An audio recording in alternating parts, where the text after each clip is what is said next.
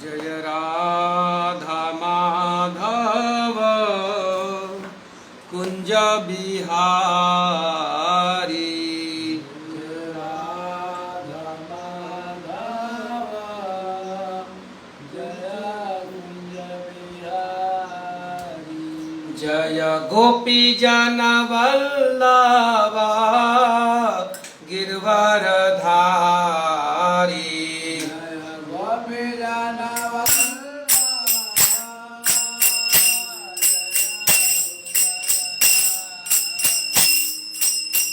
यशोदानंदन ब्रज जनरंजन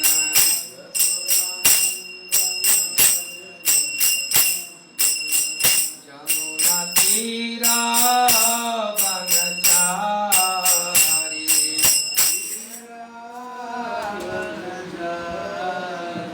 जय राधा माधव कुंज बिहारी।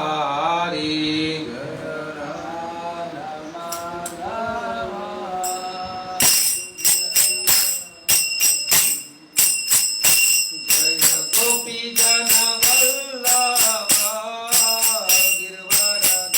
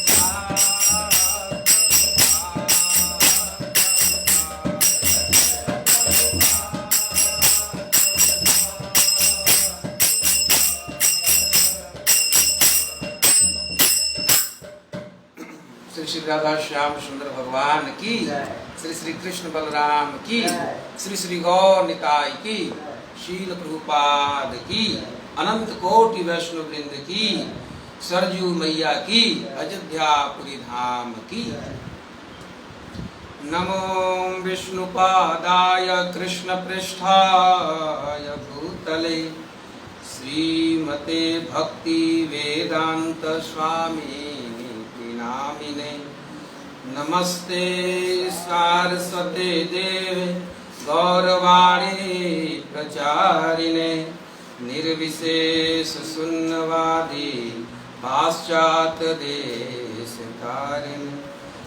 जय श्री कृष्ण चैतन्य प्रभु नित्यानंद श्री अद्वैत गदाधर श्रीवासदि गौर भक्त वृंद। हरे कृष्णा कृष्ण कृष्ण हरे हरे, हरे राम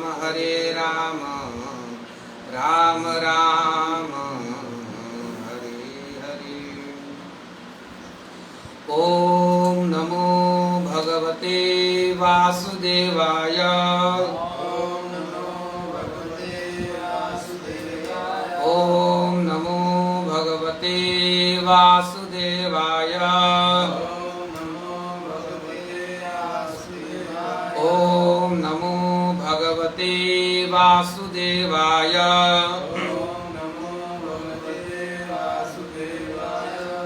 श्रीमद् भागवत महापुराण स्कंद प्रथम अध्याय 13 श्लोक संख्या 31। First canto chapter 13 and text number 31। अजात शत्रु कृत मैत्रो हुताग्निर।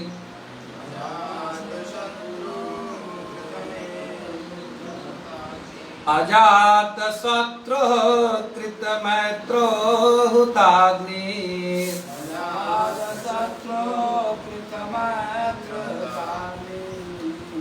विप्रान नत्वा तिलगो भूमिरुक्महि।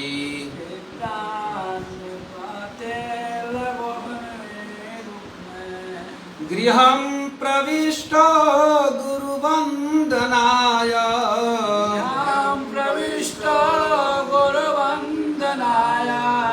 न चापपश्यत् पितरौ सौबलिं च।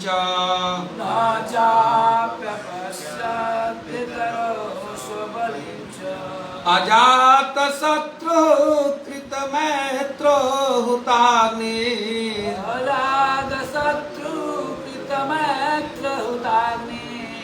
विप्रान नत्वा तिलगो भूमिरुक्महि।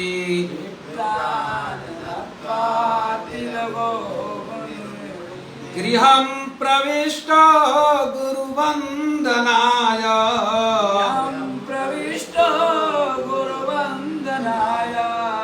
न चापश्यत् पितरौ सौबलिं च।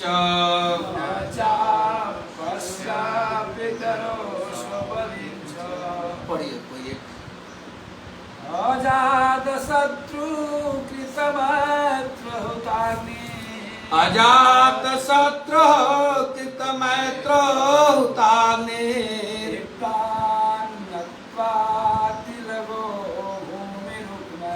विप्रान नत्वा तिलगो भूमिरुक्महि। गृहं प्रविष्टो गुरुवन्दनाय। गृहं प्रविष्टो गुरुवन्दनाय।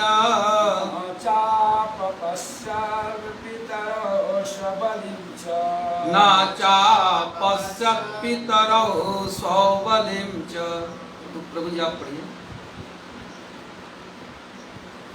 अजात शत्रु कृत मैत्रो हुताग्नि। अजात शत्रु कृत मैत्रो हुताग्नि।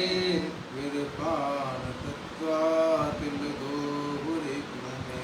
विप्रान नत्वा तिलगो भूमिरुक्महि गृहं प्रविष्टो गुरुवन्दनाय गृहं प्रविष्टो गुरुवन्दनाय न चापश्यत् पितरो सौबलिं च न चापश्यत् पितरो सौबलिं च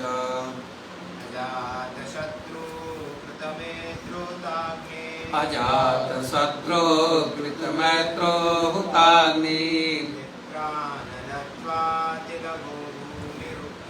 विप्रान नत्वा तिलगो भूमिरुक्महि गृहं प्रविष्टो गुरुवन्दनाय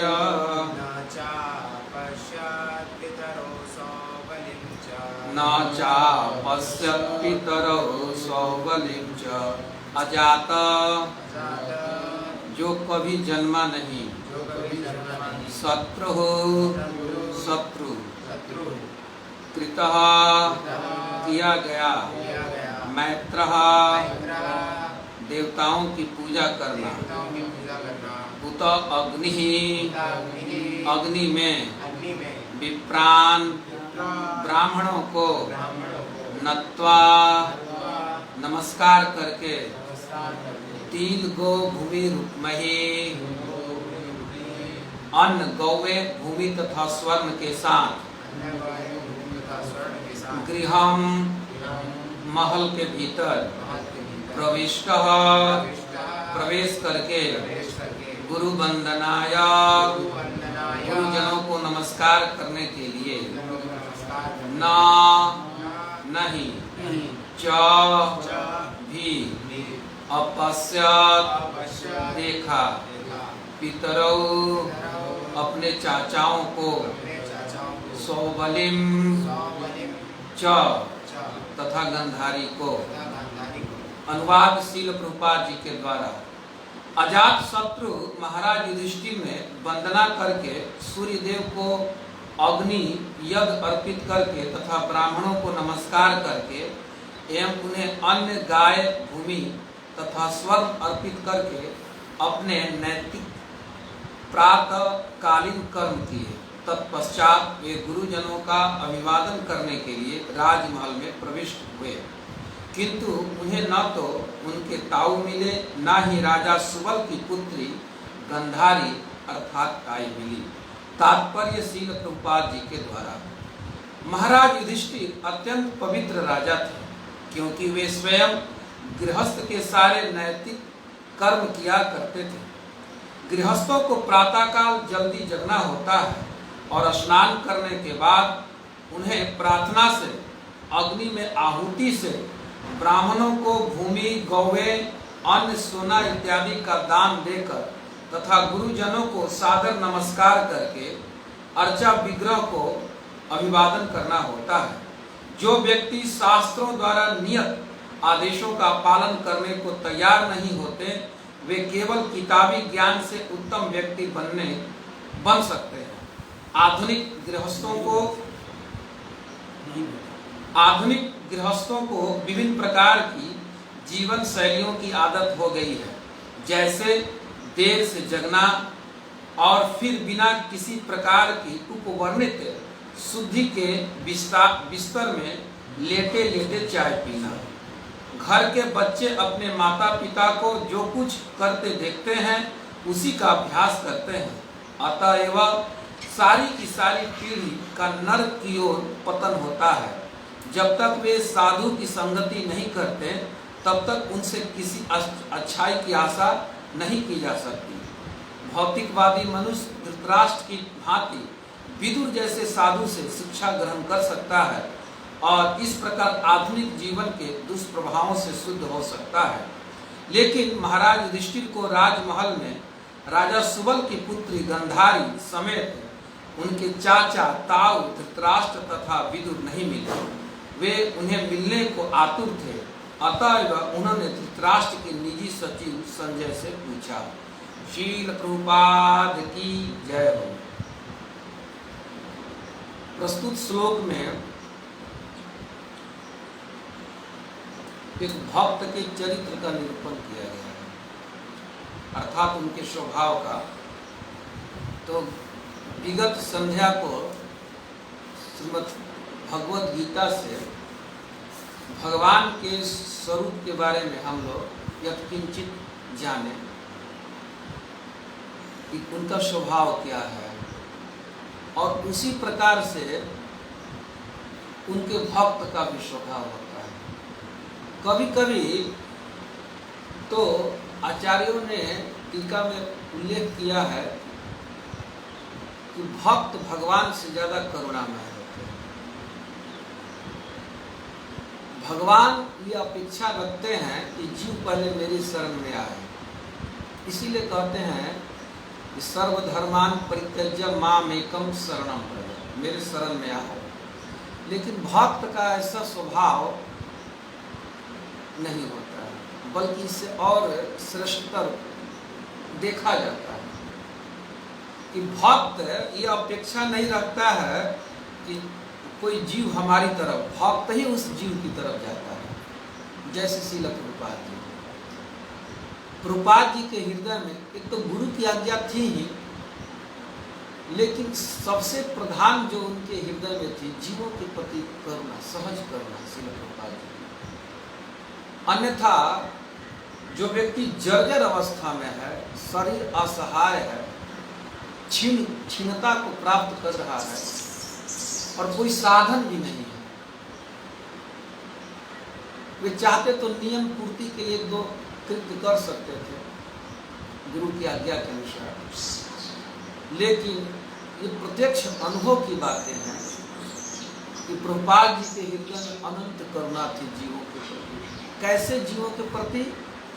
जो मलेच्छ कोटि के थे। ऐसा नहीं कि कोई पात्रता है, जो भोगों में रमण कर रहे हैं, और ऐसा नहीं कि कोई याचना कर रहा है, ललायित है कि हम जिज्ञासा व्यक्त कर रहा है कि हम जाएं साधु की शरण में, भगवान की शरण में। वे साधु किसे कहते वे भी नहीं जानते थे, लेकिन श्रील प्रभुपाद जी करुणावश जो उनके हृदय में थी, भक्त जब भगवान की भक्ति करता है तो भक्ति करते करते उसे हृदय में करुणा की उत्पन्न होती है, अपार करुणा।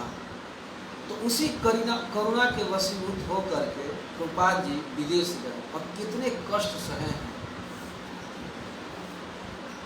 जिस जहाज से गए प्रभुपाद जी, उसमें कितने कष्ट हुए, और प्रारंभिक काल में बहुत कष्ट हुए। एक भक्त बता रहे थे कि जिस व्यक्ति के यहाँ ठहरे थे प्रभुपाद जी, वो व्यक्ति के यहाँ फ्रिज था, तो उस फ्रिज में एक जगह एक खाने में मांस रखता था, और एक खाने में प्रभुपाद जी अपना सामान भी रखते थे भोजन में, और बहुत कष्ट से उस स्थान पर गए। तो भक्त का क्या स्वभाव है, ये सहज प्रभुपाद जी के चरित्र से हमको समझने में कोई कठिनाई नहीं होनी चाहिए। कल हम लोग जैसे भगवान के स्वभाव के बारे में विचार किए थे कि भगवान अपने श्रीमुख से कह रहे थे कि अभी यद्यपि मैं सम हूँ सभी जीवों के प्रति, लेकिन जो मेरा भजन करता है उसका भाई पक्षपात करता है, उसके लिए सारे नियम तोड़ देता हूँ, सारी मर्यादा को तोड़ देता हूँ, अब यहाँ तक कि अपने व्रत को तोड़ देता हूँ। भगवान ने कुरुक्षेत्र के युद्ध में यह नियम लिया था कि मैं अस्त्र नहीं उठाऊंगा, लेकिन इस बात को भीष्म जानते थे, इसीलिए उन्होंने भीष्म प्रतिज्ञा किया कि कल या तो मैं रहूंगा या तो कल अर्जुन। और भीष्म पितामह जब भीष्म प्रतिज्ञा कहें तो उसको कौन टाल सकता है, इस बात को स्वयं भगवान जानते हैं। तो भगवान अपने भक्त अर्जुन के लिए, अर्जुन कोई याचना नहीं किए, अर्जुन तो निश्चिंत सोए हुए थे, लेकिन भगवान चिंतित थे अपने भक्त की रक्षा के लिए। तो भगवान अर्जुन के बिना कहे, अर्जुन बिल्कुल तेजी से बाण चला रहे थे और भीष्म पितामह मार रहे थे, और एक बाण बिल्कुल अर्जुन के सर से ऐसे निकला, और ये जो उनका वक्षस्थल था, जिस अस्त्र से ढका था कवच से, वो कवच भी लगता था कि अब टूट जाएगा, तो भगवान विह्वल का तरह भगवान विह्वल हो गए और विह्वल हो करके तुरंत रथ से उतर करके और रथ के पहियों को कबार लिए। भगवान तो चक्र अपने संकल्प से चक्र का आवाहन कर सकते थे, जैसे उन्होंने महाराज परीक्षित की और पांडवों की रक्षा की। लेकिन यहाँ पर इस चरित्र में स्पष्ट झलकता है कि भगवान भूल गए चक्र कि हम ईश्वर हैं।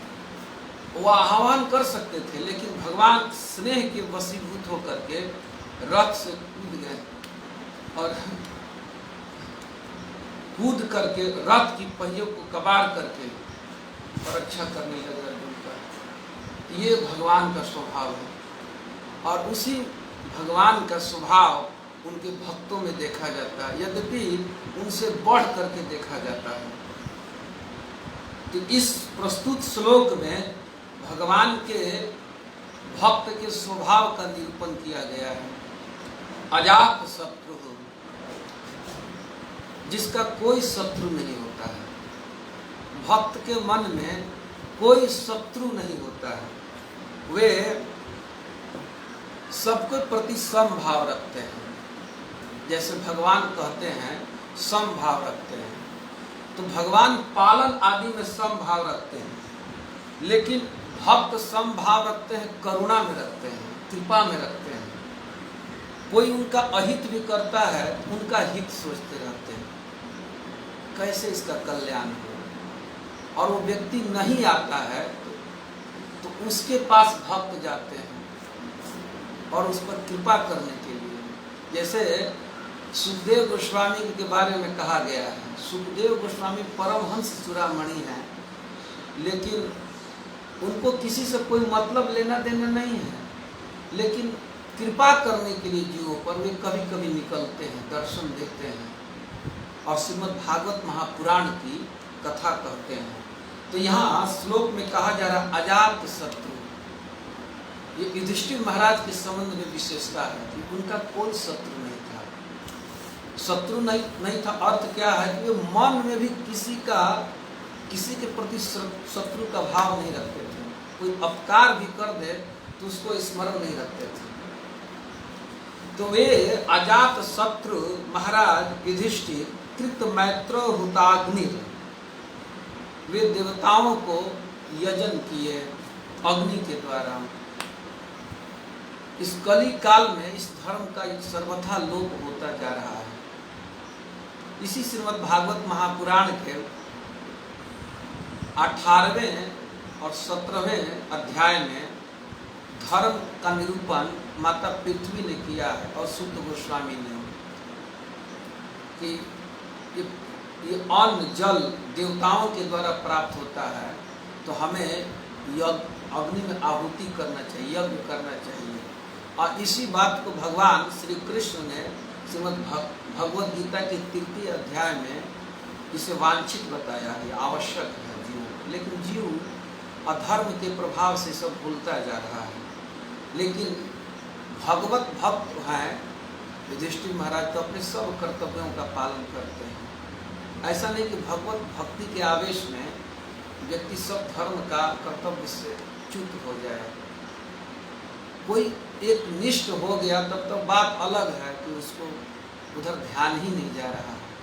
इतना नाम में अनुराग है, कृष्ण का इतना चिंतन है कि कई दिन जो नित्य कर्म है उसका विस्मरण हो जाता है, लोप हो जाता है, व्यक्ति भूल जाता है। कृष्ण के चिंतन में, विरह में, उस आनंद के सागर में वो डूबा रहता है, विस्मृत हो जाता है। लेकिन महाराज युधिष्ठिर देवताओं को यज्ञ के द्वारा, अग्नि के द्वारा आहुति प्रदान किए। ये रोज का उनका नियम था। अब विप्रान नत्वा, और सभी ब्राह्मणों को प्रणाम करते थे। श्रीमद् भागवत महापुराण में श्री भगवान ने स्वयं कहा है कि ब्राह्मण मुझे बहुत प्रिय है। तो जो भी व्यक्ति चतुर्मय 4 वर्ण और आश्रम मैंने बनाया है, तो भगवान कहते हैं कि ब्राह्मण मेरे मुख हैं। तो ब्राह्मणों को आदर करना चाहिए। भगवान को ब्राह्मण बहुत प्रिय है। और रामचरितमानस में भी भगवान श्री राम ने कहा है अरण्य कांड में कि ब्राह्मण अगर साप भी दे तो उसको अनादर नहीं करना चाहिए, मेरे प्राण के समान है।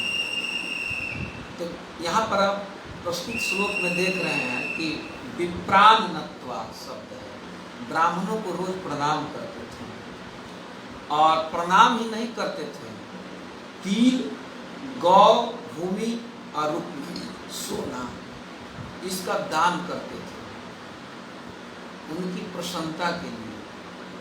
ये रोज का नियम था सवेरे उठ करके। और तब उसके बाद गृहम प्रविष्टो गुरु वंदनाय, वे घर में प्रवेश, अपने महल में प्रवेश करते थे। किस लिए? गुरु वंदनाय, अपने श्रेष्ठ जनों को प्रणाम करने के लिए।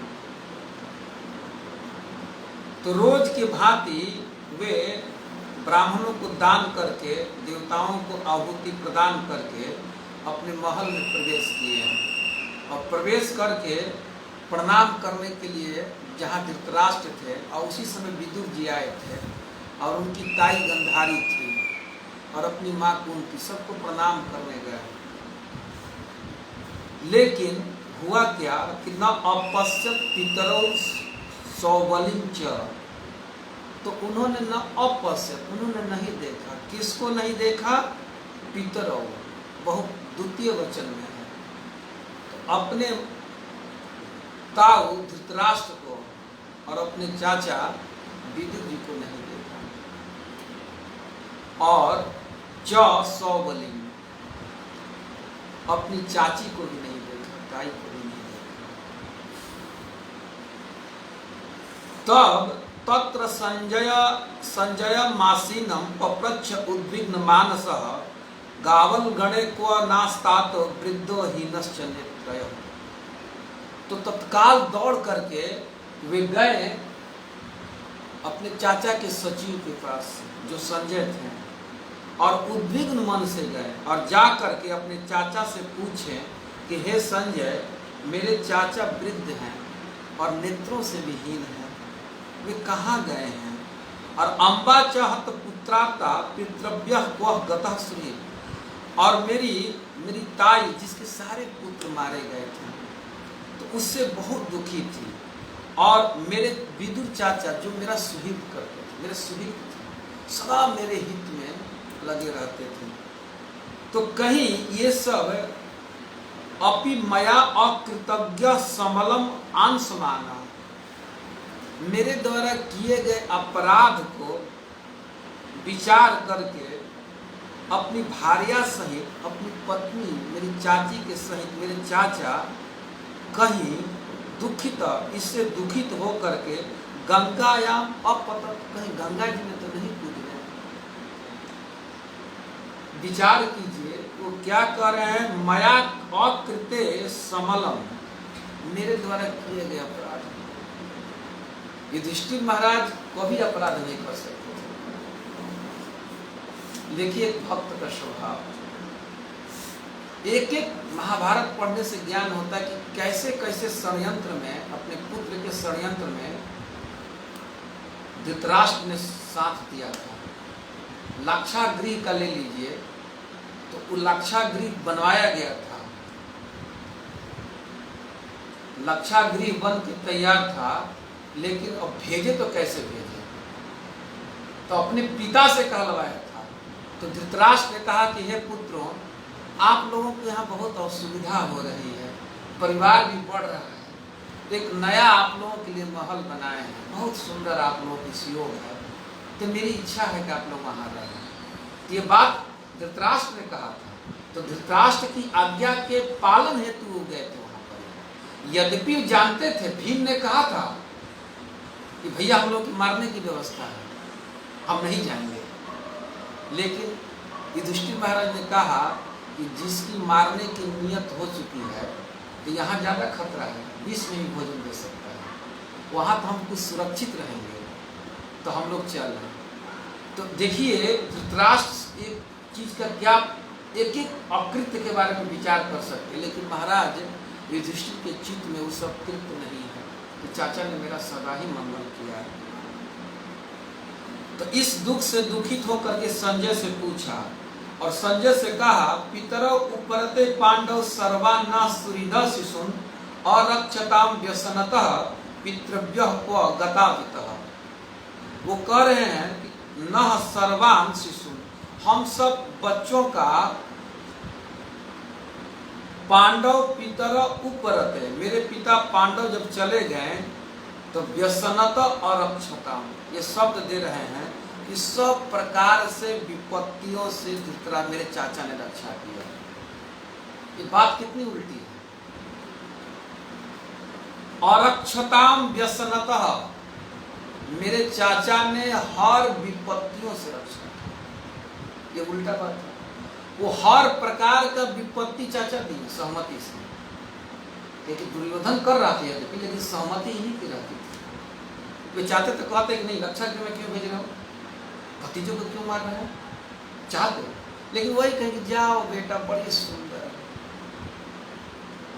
और उसी सभा में द्रौपदी जी का चिन्ह हो रहा और ये अंधा बैठा हुआ है और कुछ नहीं बोल रहा है। सबसे याचना की है द्रौपदी जी की, रक्षा की थी, लेकिन देखिए कोई सहायता नहीं। तब अपने परम सुहृद भगवान को पुकारी है, हे द्वारकावासी, तो भगवान स्वयं चले आए। तो उस सभा में भी धृतराष्ट्र बैठे थे और स्वयं भगवान समझाने आए थे कि युद्ध रोक दो। बड़े बड़े आचार्य कहे थे, लेकिन चाहता तो रोक सकता था, लेकिन कह रहे हैं और रक्षताम व्यसतम, मेरे चाचा जी, देखिए भक्त का स्वभाव, कह रहे हैं कि चाचा हमारे सारी विपत्तियों से रक्षा करते थे। तो प्रस्तुत श्लोक में एक भक्त के स्वभाव का निरूपण किया गया है। तृणादपि सुनीचेन तरोरपि सही सुना अमानिना मानिना कीर्तन्य सदा। ऐसे भक्त के अधीन भगवान क्यों ना हो जाएंगे। देख रहे हैं कि जो विपत्ति देने वाला है, जो उन्हें मारना, ऐसा नहीं कि सोच रहा है, सब कृत्य कर रहा है, एक बार भी नहीं, बार बार। ऐसे व्यक्ति के बारे में एक भक्त की क्या विचार है, और ऐसे व्यक्ति अपने चाचा को प्रणाम करने जा रहे हैं। और देखिए चाचा चले गए तो प्रसन्न नहीं होकर, तो अच्छा हुआ चला गया, मजबूरी थी, उसके बच्चे नहीं थे तो हम लोग देखभाल कर रहे थे, ये भी भाव नहीं। चाचा का उसी तरह से पालन कर रहे थे, दुखी है, कातर है, विरह कर सीता है, विरह से छटपटा रहे हैं, पीड़ित हो रहे हैं और अपने को मान रहे हैं इसका हेतु, मुझसे कोई अपराध है, मैंने जो पूर्व में किया था, इनके बच्चों को युद्ध में मार दिया, अपने भाइयों, यद्यपि सब भगवान किए थे। अर्जुन युद्ध करना नहीं चाहते थे, पांडव करुणा में है, लेकिन भगवान कहे कि न युद्ध करो। तो इस प्रस्तुत श्लोक में मैंने 2-4 श्लोक लिया, एक श्लोक संख्या 31 के साथ, तो हम सब के लिए विचारणीय है कि भक्त का चरित्र कैसा होना चाहिए। ऐसे भक्त के भगवान अधीन हो जाते हैं, उसके एक एक संकट में रक्षा करते हैं। भगवान द्वारिका में बहुत कम रहे, जैसे वृंदावन में तो पूरा रहे, लेकिन मथुरा और प्राय द्वारिका बहुत कम अपनी नगरी में रहे भगवान, प्राय हस्तिनापुर रहा करते थे। कैसे? पांडवों के स्नेह में फंस करके। मैं एक श्लोक लेना चाहता हूँ जिसको सूत गोस्वामी कहता, आखिरी में एक श्लोक मैं लेना चाहता हूँ जिससे हम सबको समझने में सहायता मिलेगी कि भगवान कैसे अपने भक्त के अधीन रहते हैं। तो उसको आप सब श्रवण करें, थोड़ा सा एक श्लोक जिसको सूत गोस्वामी कह रहे हैं। और इस श्लोक को स्वयं महाराज परीक्षित जब दिग्विजय के लिए निकले हैं तो उसको सुने। हरि बोल। एक श्लोक सुनिए कि हम अगर ऐसे भक्त बनने का प्रयास करते तो ऐसे भक्त के लिए भगवान क्या करते हैं। सारथ्य पार्षद सेवन सौख्य दौत्य वीरासनानुगमन स्तवन प्रणामाम स्निग्धेषु पाण्डुषु जगत् प्रणतिं च विष्णु भक्तिं करोति निपतिश्चरणारविन्दे। ये प्रथम स्कंद के 16वें अध्याय का 16 नंबर श्लोक है। सारथ्य, कार कोई चलाता है तो स्वामी पीछे बैठता है ना, ड्राइवर आगे रहता है। और ये तीनों लोकों के स्वामी हैं, इनका अपार वैभव है। इनके एक एक रोमकूट में अनंत कोटि ब्रह्मांड है। एक बार ब्रह्मा जी को कुछ संशय हुआ तो ब्रह्मा जी गए द्वारका। तो द्वारका गए तो द्वारपाल से कहें कि जाओ कहो कि ब्रह्मा जी आए हैं। तो द्वारपाल ने कह दिया कि कौन ब्रह्मा? नहीं, भगवान से जाके कहा कि सरकार ब्रह्मा जी आए हैं। तो भगवान ने कहा कि पूछो कौन ब्रह्मा आया है। तो द्वारपाल ने जाके कहा कि आप बताइए कि आप कौन ब्रह्मा है। तो ब्रह्मा जी तो भ्रमित हो गई, आश्चर्यचकित हो गई कि 10-20 ब्रह्मा है क्या? जाके कहो सनत कुमार के पिता ब्रह्मा जी आए। जाकर द्वारपाल ने कहा तो भगवान ने कहा कि ठीक है बुलाओ। भगवान अपने ऐश्वर्य में, लेकिन यही वृंदावन में ऐश्वर्य से रहित रहते हैं, माधुर्य में रहते हैं। तो ब्रह्मा जी जाकर प्रणाम किए। तब तक देखते हैं कि 4 मुख, तब तक 8 मुख वाले ब्रह्मा जी, कोई 12 मुख वाले ब्रह्मा जी, और उसी तरह से सब रुद्र आ रहे हैं।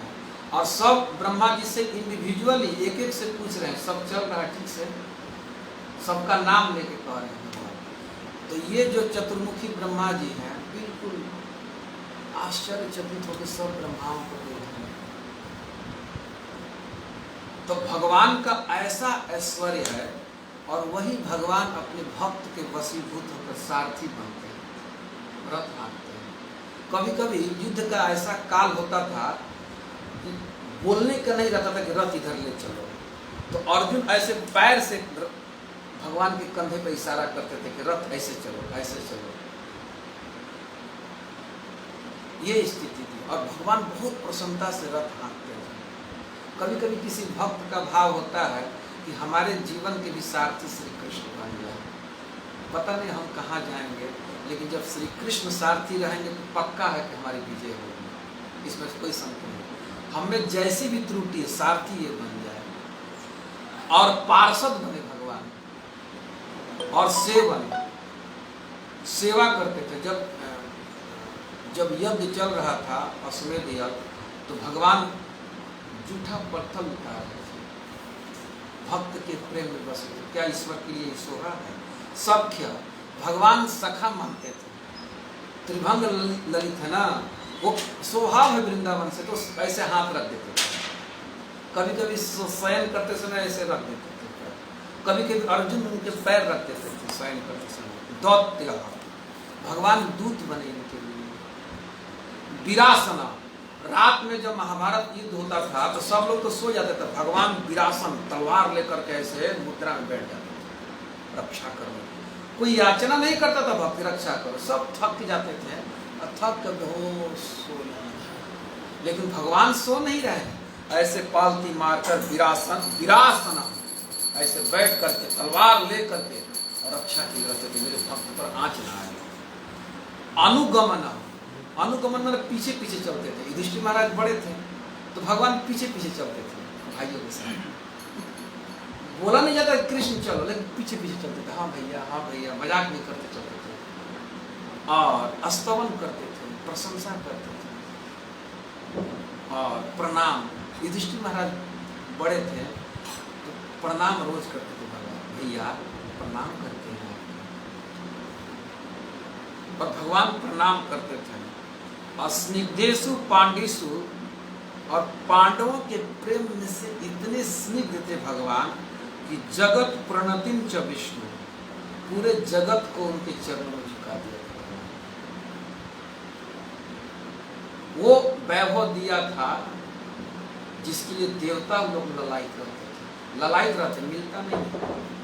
वो वैभव दिया था भगवान। तो अपने भक्त का इस प्रकार से भगवान साथ देते हैं, कृपा करते हैं, किसी कहने की जरूरत नहीं होती है। तो इस प्रस्तुत श्लोक के द्वारा मैं ये कहने का प्रयास किया कि भक्त का कैसा स्वभाव होता है। अगर कृष्ण को हम सब अपना माने तो भगवान हम पर भी ऐसी कृपा करेंगे। लेकिन उसके पूर्व हम सबको श्रील प्रभुपाद जैसे भक्त का चरण का आश्रय लेना चाहिए, जिनमें अनंत करुणा है। तो ऐसे वैष्णव का चरणाश्रित होने से भगवान अवश्य कृपा करेंगे, इसमें कोई संशय नहीं है। क्योंकि भगवान ऐसे भक्त के सर्वथा अधीन ही रहते हैं। भक्त कुछ कहे तो भगवान ना नहीं कहते हैं।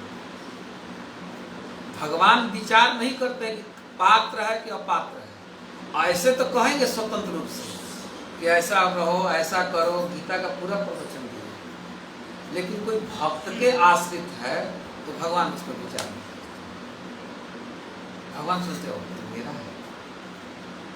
और भक्त का जो सेवा करता है उसको तो और मानते हैं, दासानुदास। इसीलिए श्रीमद् भागवत महापुराण में किसी भक्त के द्वारा ये याचना नहीं की कि हम साक्षात आपके भक्त हैं।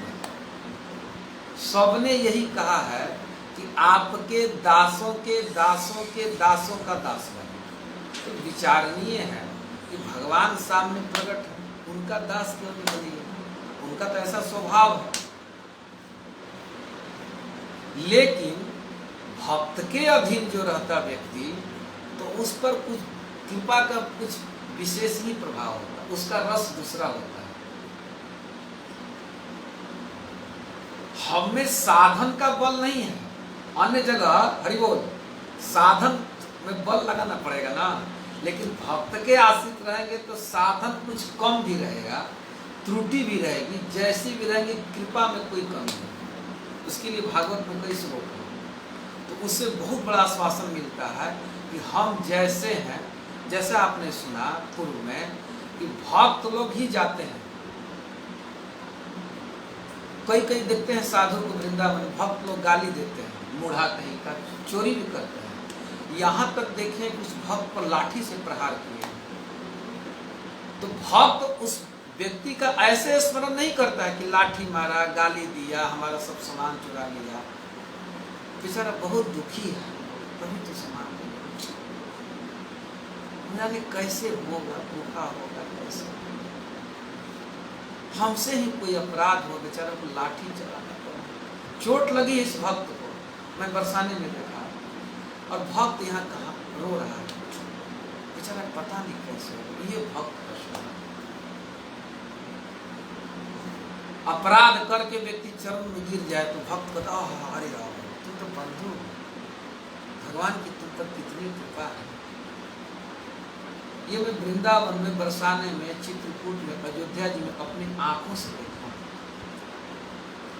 तो ये बहुत बड़ा आश्वासन है कि हमारे साधनों में क्या बल है, कुछ बल नहीं है, हम में कोई गुण नहीं है। लेकिन भक्त का आश्रय लेने पर भगवान निश्चित मिलेंगे। भगवान का जो प्रेमा भक्ति है, जो प्रेम है, पांचवा तत्व जिसको चैतन्य महाप्रभु ने चेतामृत 7वें परिच्छेद में कहा है, आदि लीला प्रकाशानंद सरस्वती से, जपीते जपीते मन होइला पागल। मैं तो पागल हो गया। तो मैंने गुरु जी से पूछा, तो गुरु जी ने कहा कि बेटा ये तो नाम लेने का यही पुरुषार्थ है, पंचम पुरुषार्थ। तुम्हारे अंदर में प्रेम उत्पन्न हो गया। कहा कि गुरु जी मैं पागल की तरह हो गया। तो पंचम पुरुषार्थ जो प्रेम है, ऐसे वैष्णव के संग से व्यक्ति मिल जाए, फिर संसार को भूलना नहीं पड़ता, संसार विस्मृत हो जाता है। वैराग के लिए बहुत प्रयास नहीं करना पड़ता, वैराग स्वतः हो जाता है।